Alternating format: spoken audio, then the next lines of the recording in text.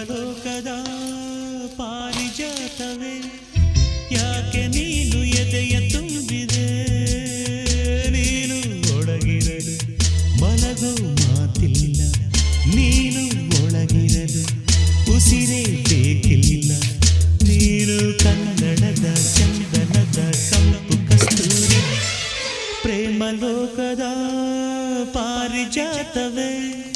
ಯಾಕೆ ನೀನು ಎದೆಯ ತುಂಬಿದೆ